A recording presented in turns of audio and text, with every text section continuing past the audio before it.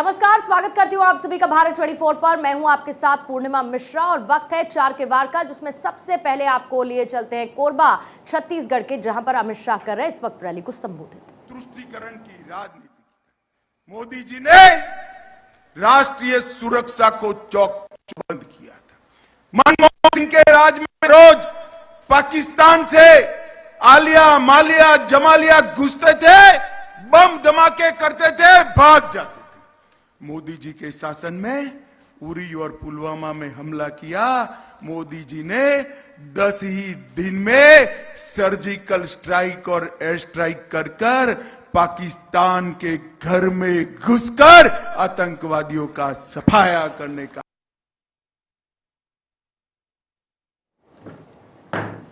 तो छत्तीसगढ़ के कोरबा में सुन रहे थे आप गृह मंत्री अमित शाह को, रैली को संबोधित किया उन्होंने।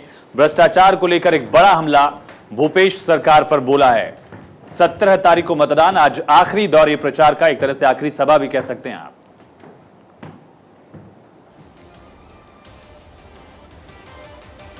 तो काफी भीड़ यहां पर देखी गई। आदिवासी इलाका है कोरबा और आदिवासी बेल्ट में कांग्रेस को काफी बढ़त मिली थी 2018 के चुनाव में। और इसी बीच तेलंगाना में विधानसभा चुनाव को लेकर के सभी पार्टियों ने चुनाव प्रचार तेज कर दिया है और इसी कड़ी में तेलंगाना के सीएम केसीआर चुनाव प्रचार करने पहुंचे। चुनावी सभा को संबोधित करते हुए क्या कुछ उन्होंने कहा, आइए सबसे पहले वो सुनवाते हैं। आप लोगों को सिर्फ कांग्रेस वोट बना के, वोट बैंक बना के इस्तेमाल किया। आज भी कांग्रेस नाटक करती है, बातें बोलते हैं, हम नफरत की दुकान बंद करेंगे। भाई मैं पूछ रहा हूं, बाबरी मस्जिद का शहादत किसके हाथ से हुआ था? किसने करवाया था? ये समझने की बात है। आज मीठी माटी बातें सुनाएंगे, आज आके ये बात नहीं है। सेक्युलर है तो जिंदगी भर सेक्युलर रहना चाहिए, बराबर सेक्युलर रहना चाहिए और आपके काम से वो बताना चाहिए। और चलिए खबरों में आगे बढ़ते हैं। आपको बता दें, श्रीनगर में बड़ा बस हादसा हुआ है। गहरी खाई में गिरी यात्रियों की बस, 38 लोगों की मौत हुई, 15 लोग घायल बताए जा रहे हैं। डोडा जिले के असार इलाके में ये दुर्घटना हुई, जहां प्रधानमंत्री नरेंद्र मोदी ने हादसे पर दुख जताया। तो वहीं आपको बता दें, मृतकों के परिजनों के लिए मुआवजे का भी ऐलान किया गया है। मृतकों के परिजनों को 2 लाख की आर्थिक मदद का ऐलान किया है। घायलों को 50,000 रुपए का मुआवजा देने की बात भी सामने आई है। तो जम्मू कश्मीर, ये दर्दनाक सड़क हादसा सामने आया है। बस खाई में गिर गई, 38 लोगों की मौत हो गई है। 20 से ज्यादा लोग इसमें घायल बताए जा रहे हैं, जिनका इलाज जारी है और डेड बॉडीज को रिकवर किया जा रहा है। सामान आप देखिए किस तरह से बिखरा हुआ है। प्रधानमंत्री नरेंद्र मोदी से लेकर राज्य के भी तमाम नेताओं ने इस हादसे को लेकर दुख जाहिर किया और पूरी जो बस की बॉडी है वो क्षतिग्रस्त हो चुकी है, बस डैमेज हो गई है। 38 लोगों की मौत हुई, 20 घायलों का इलाज अस्पताल में चल रहा है। कुछ लोगों को श्रीनगर में भी भर्ती कराया गया। डोडा के पास असार करके कस्बा है, जहां पास में ही ये हादसा हुआ और केंद्रीय मंत्री जितेंद्र सिंह ने भी इसको लेकर दुख जाहिर किया। उन्होंने बताया कि उनके पुश्तैनी घर के पास ही यह हादसा हुआ। निश्चय ही दर्दनाक भी है, शॉकिंग भी है। एक बस थी जो किश्तवाड़ से होती हुई जम्मू की तरफ जा रही थी। रास्ते में डोडा का नगर आता है, उसके आगे चलते हुए थोड़ा आगे जाकर के अस्सर नाम का छोटा सा कस्बा है। और इत्तेफाक से मेरा जो अपना नेटिव विलेज है पुश्तैनी गांव कलोता, उसके भी काफ़ी नज़दीक है।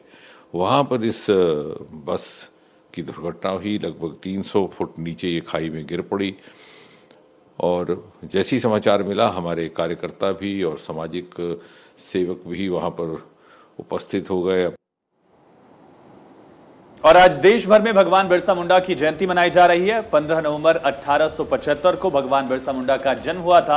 उन्होंने जनजातीय मुंडा समाज को जल, जंगल, जमीन की रक्षा के लिए जागृत किया। आज ही के दिन झारखंड का राज्य स्थापना दिवस भी होता है। इसी तारीख को सन 2000 में झारखंड एक अलग राज्य के रूप में स्थापित किया गया। भगवान बिरसा मुंडा की जयंती पर देश की महामहिम राष्ट्रपति द्रौपदी मुर्मू और प्रधानमंत्री नरेंद्र मोदी ने उनके गांव उलिहाती पहुंचकर उनको श्रद्धांजलि अर्पित की। पीएम मोदी ने भगवान बिरसा मुंडा की जन्मस्थली उलिहाती गांव पहुंचकर उनको नमन किया, पुष्पांजलि अर्पित की। देश की पहली राष्ट्रपति, आदिवासी राष्ट्रपति द्रौपदी मुर्मू ने झारखंड के लोगों को शुभकामनाएं दी। पिछले वर्ष राष्ट्रपति द्रौपदी मुर्मू उलिहातू पहुंची थी।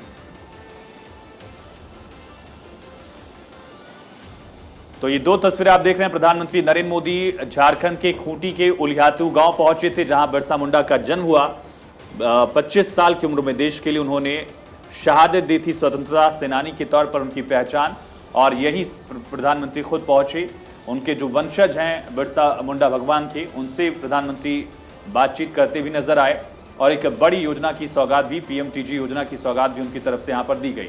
इसके अलावा प्रधानमंत्री किसान सम्मान निधि के तौर पर 18,000 करोड़ की जो 15वीं किश्त है किसानों को वो जारी की गई। लगभग 7200 करोड़ का एक और दरअसल उन्होंने योजनाओं की सौगात दी, जहां शिलान्यास और लोकार्पण कार्यक्रम था झारखंड वासियों के लिए, उसमें भी प्रधानमंत्री शामिल नजर आए।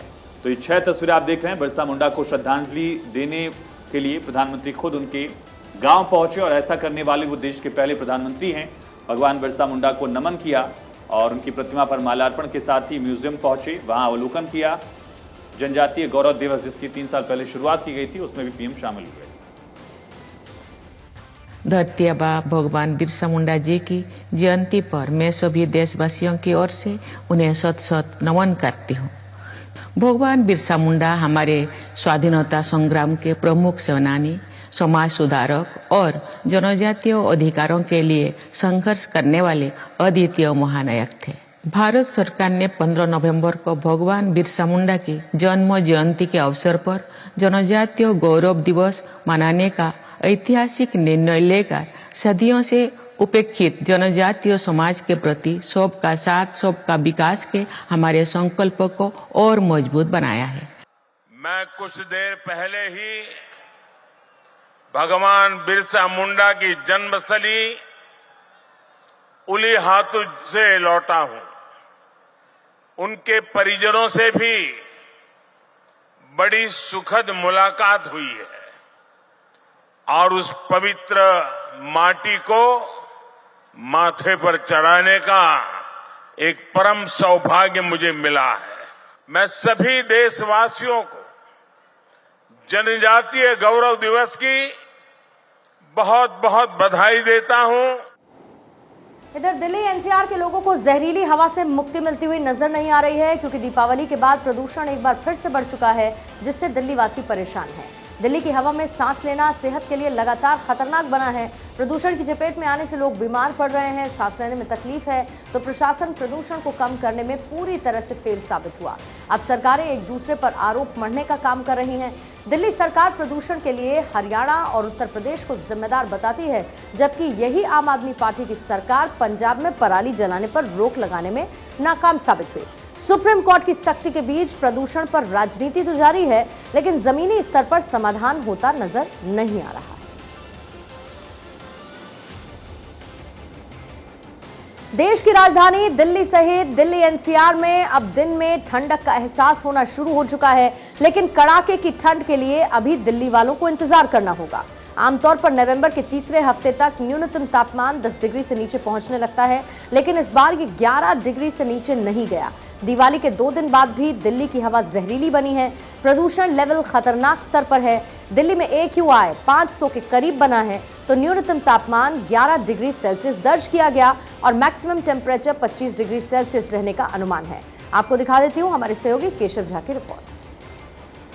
देश की राजधानी दिल्ली सहित दिल्ली एनसीआर में गुलाबी ठंड ने दस्तक दे दी है, लेकिन दिल्ली वासी को अभी भी कड़ाके की ठंड का इंतजार है। अमूमन होता क्या है कि नवंबर के पहले हफ्ते में ही दिल्ली एनसीआर वालों को कड़ाके की ठंड सताने लगती है, लेकिन इस बार जिस तरह से देश की राजधानी दिल्ली में पॉल्यूशन का लेवल हाई है और सांस लेना दुर्लभ है, ऐसे में दिल्ली वाले इस बार कड़ाके की ठंड के लिए भी तरस रहे हैं। इस वक्त मैं दिल्ली के कर्तव्य पथ पे मौजूद हूं और इंडिया गेट पर आप तस्वीरें साफ तौर से देख सकते हैं कि दिल्ली के आसमान में अभी भी कितना स्मॉग है और ये स्मॉग के चादर लगातार दिल्ली के आसमान में आपको चारों तरफ नजर आएगा। इसीलिए इस बार कड़ाके की ठंड भी नहीं पड़ रही है। जहां आज एक्वा लेवल की बात करें तो आज भी एयर क्वालिटी इंडेक्स देश की राजधानी दिल्ली की वो 500 के आसपास बनी हुई है, जो कि बहुत ही खतरनाक श्रेणी में माना जाता है। और अक्सर नवंबर महीने में इस तरह की स्थिति देखने को प्रत्येक साल मिलता है, लेकिन इस बार कड़ाके की ठंड दिल्ली वाले को महसूस नहीं हो रहा, लेकिन गुलाबी ठंड शुरू हो गया है। अगर टेम्परेचर की बात करें तो मिनिमम टेम्परेचर दिल्ली एनसीआर की आज की 11 डिग्री सेल्सियस दर्ज किया गया है, तो वहीं अधिकतम तापमान 24 डिग्री सेल्सियस रहने की अनुमान की जा रही है। अगर एक्वा लेवल की बात करें तो दिल्ली के कई इलाकों में एक्वा लेवल 500 के आसपास है, तो कई इलाकों में 400 से ज़्यादा एक्वा लेवल दर्ज किया गया। जिस तरह से दिवाली में पटाखे फोड़े गए और पंजाब में पराली जलाने के मामले बढ़ते जा रहे हैं, ऐसे में दिल्ली एनसीआर वालों को पोल्यूशन से फिलहाल निजात मिलता हुआ दिख नहीं रहा है। मौसम विभाग का पूर्वानुमान है कि अभी कड़ाके की ठंड से दिल्ली वालों को 1-2 हफ्ता और इंतजार करना पड़ेगा, क्योंकि दिल्ली में पोल्यूशन का जो लेवल है वो लगातार अभी घटने का नाम नहीं ले रहा है। तो ऐसे में कड़ाके की ठंड भी नहीं पड़ेगी। तो आप समझ सकते हैं, एक तरफ जहां दिल्ली वाले पोल्यूशन की मार झेल रहे हैं, तो दूसरी तरफ कड़ाके की ठंड का भी इंतजार कर रहे हैं। कैमरामैन अरविंद रावत के साथ केशव कुमार झा, भारत 24 दिल्ली। और वहीं दिल्ली में बढ़ते वायु प्रदूषण के बीच यमुना किनारे छठ पूजा की तैयारियां इस वक्त शुरू हो चुकी है, लेकिन यमुना में फैली गंदगी ने लोगों की परेशानी बढ़ा दी है। यमुना के प्रदूषण के बीच आम आदमी पार्टी और बीजेपी आमने सामने एक बार फिर से है। बीजेपी आरोप लगा रही है कि सीएम केजरीवाल ने यमुना को 5 साल में प्रदूषण मुक्त करने की बात कही थी, लेकिन वो अपने वादे पर खरे नहीं उतर पाए। एक रिपोर्ट दिखा दें। यमुना के किनारे दिल्ली बसा है, लेकिन दिल्ली की चर्चा यमुना के सहारे ही होती है। यमुना का प्रदूषण हमेशा से चर्चा का विषय बना रहता है, लेकिन जब छठ पूजा नज़दीक होती है तो ये चर्चा कुछ ज़्यादा ही गर्म हो जाती है। दिल्ली में यमुना का प्रदूषण निश्चित रूप से चिंता का विषय है। आप देख सकते हैं कि यमुना किस तरह से गंदगी से पटी पड़ी है। तमाम कूड़ा करकट इसमें डाले जाते हैं। जो पानी है पूरी तरह से काला हो चुका है। काला हो चुका है इसलिए क्योंकि यहाँ पर तमाम इंडस्ट्रियल वेस्ट यमुना में बहाए जाते हैं। सरकारें तमाम दावा करती हैं कि यमुना को साफ करने के लिए वो भरसक प्रयास कर रही हैं, लेकिन ऐसा होता नहीं। केजरीवाल सरकार आने के बाद भी चर्चा यही हुई थी कि 5 साल में यमुना को पूरी तरह से साफ कर देंगे, लेकिन अब बीजेपी हमलावर है। केजरीवाल के वादे को वो बता रही है कि धत्ता बताया जा रहा है और साफ तौर पर है कि केजरीवाल नाकाम रहे हैं यमुना की सफाई में। लेकिन सबसे बड़ी बात यही है कि जब यमुना का पानी इतना गंदा है, अगर कोई छठ पूजा करने वाला व्यक्ति इसमें डुबकी लगाता है तो तमाम और उसको बीमारियां होने का खतरा है। स्किन कैंसर जैसी घातक बीमारी भी उसको लग सकती है कि क्योंकि यमुना का पानी पूरी तरह से गंदा हो चुका है। कैमरामैन वसीम अकरम के साथ मैं अक्षर राय, भारत 24 दिल्ली। दिल्ली सरकार के भेदभाव भी हैं छठ समितियों के साथ। जो छठ समितियां उनके अत्याचार को चुपचाप सह सकती हैं, कागज में लिखा जाएगा 1 लाख, दिया जाएगा 20,000, तो ये सारा खेल भी दिल्ली में चल रहा है। मुझे लगता है इसमें बड़ी तफ्तीश की आवश्यकता है और जो भेदभाव छठ में कर रही है दिल्ली की अरविंद केजरीवाल जी की सरकार, ये जितना भी करना हो कर लो। 2025 के बाद सभी को एक नज़र से देखते हुए और सभी के छठ को सुंदर ढंग से मनाने का काम भारतीय जनता पार्टी की सरकार करे। फाइनेंस, रियल एस्टेट, मीडिया और हॉस्पिटैलिटी में अपना साम्राज्य बनाने वाले सहारा इंडिया समूह के संस्थापक सुब्रत रॉय का 75 साल की उम्र में मंगलवार को निधन हो गया। सहारा परिवार के मुखिया सुब्रत रॉय काफी दिनों से बीमार चल रहे थे और खबर है कि आज उनका पार्थिव शरीर लखनऊ के सहारा स्टेट में लाया जाएगा, जहां उन्हें अंतिम श्रद्धांजलि दी जाएगी। सहारा श्री के निधन पर सहारा इंडिया परिवार ने शोक व्यक्त किया। बताया जा रहा है कि रॉय लंबे वक्त से बीमारी से ग्रसित थे। मेटास्टेटिक हाइपरटेंशन, डायबिटीज और कई बीमारियों से जूझ रहे थे। जनवरी में दरअसल उनका ब्रेन का ऑपरेशन भी हुआ था। हालत खराब होने पर 12 नवंबर को उन्हें कोकिलाबेन धीरूभाई अंबानी अस्पताल में भर्ती कराया गया। 14 नवंबर को रात 10:30 पर कार्डियक अरेस्ट की वजह से उनका निधन हुआ। 1978 में गोरखपुर में स्कूटर पर अपने दोस्त के साथ बिस्किट नमकीन की बिक्री करने वाला सुब्रत सहारा रॉय, जिन्होंने अपने जीवन में असाधारण उपलब्धि हासिल की। उन्होंने कारोबार को 2000 से 2 लाख करोड़ तक पहुंचाया और लखनऊ में गुरुवार दोपहर करीब 12 बजे विपुल खंड से उनकी अंतिम यात्रा निकाली जाएगी। अंतिम यात्रा शहर के अम्बेडकर चौराहे, गांधी सेतु होते हुए 10 नंबर चौराहे से मुड़कर बैकुंठ धाम पहुंचेगी, जहां उनका अंतिम संस्कार किया जाएगा। बताया जा रहा है कि अब से थोड़ी ही देर में उनका पार्थिव शरीर राजधानी लखनऊ के सहारा शहर पहुंचेगा।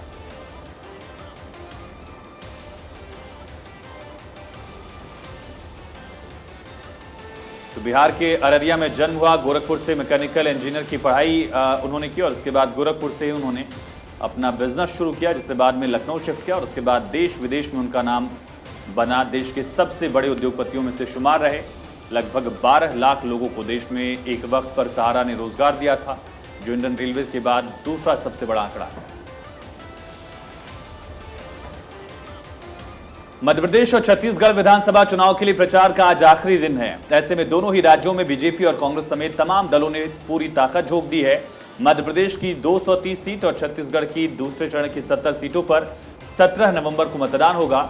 मध्य प्रदेश की सभी 230 सीटें और छत्तीसगढ़ के इन 70 सीटों पर चुनाव प्रचार के लिहाज से आज का दिन अंतिम है और बेहद अहम भी।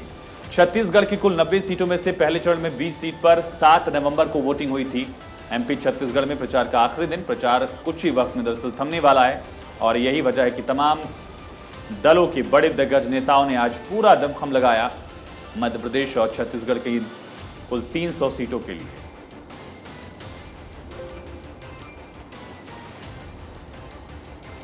तो गृह मंत्री अमित शाह भी आज छत्तीसगढ़ के कोरबा पहुंचे थे। प्रधानमंत्री नरेंद्र मोदी ने भी कल झाबुआ, रतलाम, अलीराजपुर के बाद इंदौर में रोड शो किया था।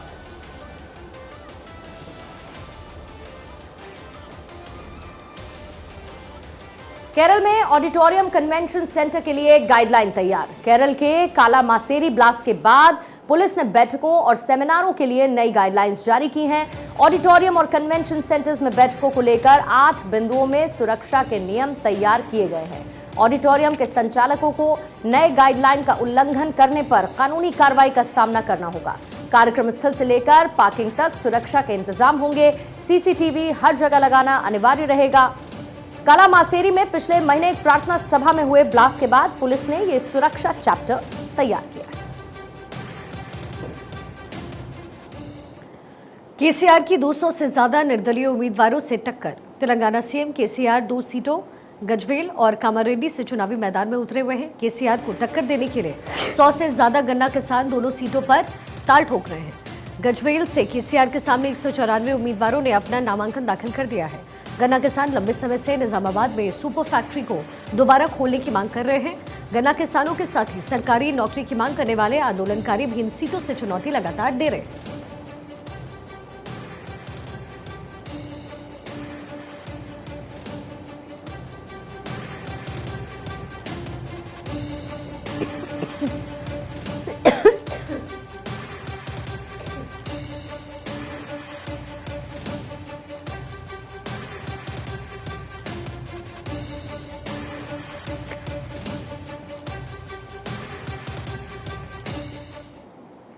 मध्य प्रदेश में अखिलेश क्यों है इतने सक्रिय? मध्य प्रदेश में समाजवादी पार्टी अकेले ही पूरी ताकत से चुनाव लड़ रही है। समाजवादी पार्टी की इस सक्रियता के पीछे अपना जनाधार आंकना समझा जा रहा है। अखिलेश यादव मध्य प्रदेश चुनाव के जरिए कांग्रेस को बड़ा संदेश देना चाहते हैं। विधानसभा चुनाव के जरिए समाजवादी पार्टी अपने विस्तार की कवायद में जुटी है। यहां सपा ताकतवर होकर उभरती है तो यूपी में इंडिया गठबंधन पर अपनी शर्तें रखेंगी।